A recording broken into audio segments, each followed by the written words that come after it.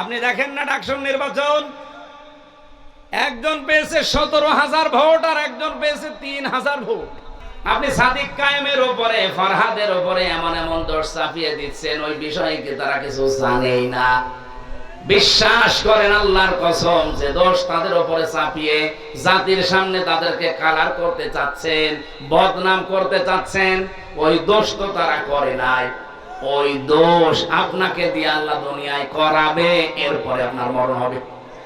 আপনি লাঞ্ছনা গঞ্জনা অপমানের শিকার হবেন দুনিয়ায়। আপনি দেখবেন কি হয় আপনার। এই যে নির্বাচন চলছে ডাকসুতে, এমন এমন দোষ এক একজনের উপরে দিচ্ছে এক একজন, অথচ ওই দোষ তার ভেতরে নেই। শুধু রাজনৈতিক প্রতিহিংসার কারণে এই দোষগুলো অনেকের উপরে চাপানো হচ্ছে। কোরআনে কারীম জানিয়েছে, ওয়া মাইয়াকসিবে খাতিয়াতান আও ইসমান সুম্মা ইয়ারমি বিহি বারিআন ফাকাদ ইহতামালা বুহতানা ওয়া ইসমান মুবিনা।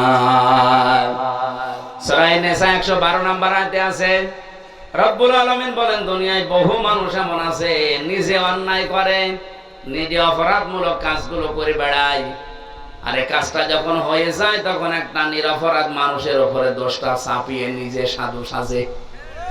এটা সব চাইতে বেশি করছে, এখন আমি নাম নিলাম না, সেই লোক কে?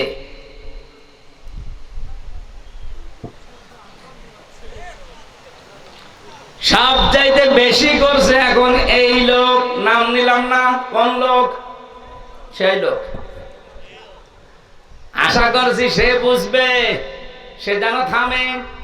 আপনি সাদিক কায়েমের উপরে, ফরহাদের উপরে এমন এমন দোষ চাপিয়ে দিচ্ছেন, ওই বিষয়ে কি তারা কিছু জানেই না? বিশ্বাস করেন আল্লাহর কসম যে দোষ তাদের উপরে চাপিয়ে জাতির সামনে তাদেরকে কালার করতে চাচ্ছেন, বদনাম করতে চাচ্ছেন, ওই দোষ তো তারা করে নাই। ওই দোষ আপনাকে দিয়ে আল্লাহ দুনিয়ায় করাবে, এরপরে আপনার মরণ হবে। আপনি লাঞ্ছনা গঞ্জনা অপমানের শিকার হবেন দুনিয়ায়। আপনি দেখবেন কি হয় আপনার। পৃথিবীতে এটা চির সত্য, ধ্রুব সত্য কথা, দুনিয়ায় যে যে ধরনের অপরাধ করে না, তার উপরে যদি ওই অপরাধ কেউ চাপিয়ে দেয়, মহান আল্লাহ তাকে দিয়ে ওই অপরাধ আগে করায়।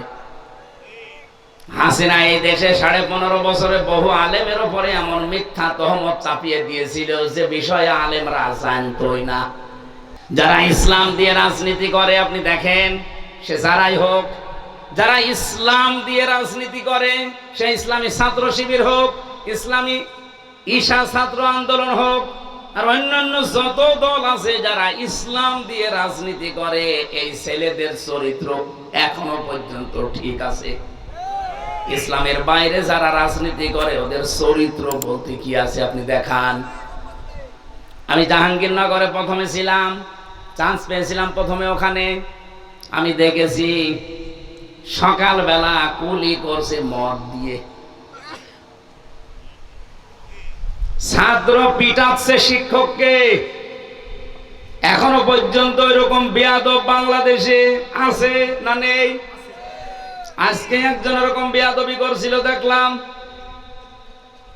শিক্ষকের সামনে যদি টেবিলে চাপড় দিয়ে চোখ গরম করে তুই তোকারি করতে পারে, ও জীবনে কি করবে?